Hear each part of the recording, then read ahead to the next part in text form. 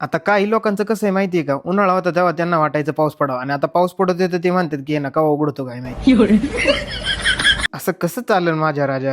ही घरची कामं उन्हाळ्यातली आम्ही उन्हाळ्यातच उरकणार होतो, पण मी आता पावसाळ्यात घेऊन आलोय. त्यानंतर आम्ही थेट पुण्याला महिंद्राच्या शोरूमला आलो. या ठिकाणी ना योगेश पोळे म्हणजेच उर्फ पिल्याबाईला आहे ना गाडी बघायला आलतो. नमस्कार मित्रांनो आणि त्यांच्या मैत्रिणींनो. हरभरा काढून बरेच दिवस झालते, त्यानंतर हे मशीन आलं. ह्या मशीनने आता आम्ही ना हरभरे करणार आहे. आता हे हरभरे करायचं काम असं आहे ना की जसं काय 4 आण्याची कोंबडी आणि 12 आण्याचा मसाला हे असं होऊन जातं. ते हरभरा लावून आणि काढीत पर्यंत आणि त्याचं दाणं होतपर्यंत ना लई झंझट असते राव. असो हे एक आहे ना शेतकरी माणूसच समजू शकतो. ह्यावेळेस आहे ना दाणे भरपूर झाले. तुम्हाला कोणाला पाहिजे असेल तर खाली दिलेल्या कॉन्टॅक्ट नंबरवर ना कॉन्टॅक्ट करू नका, कारण की आम्ही विकणार नाही.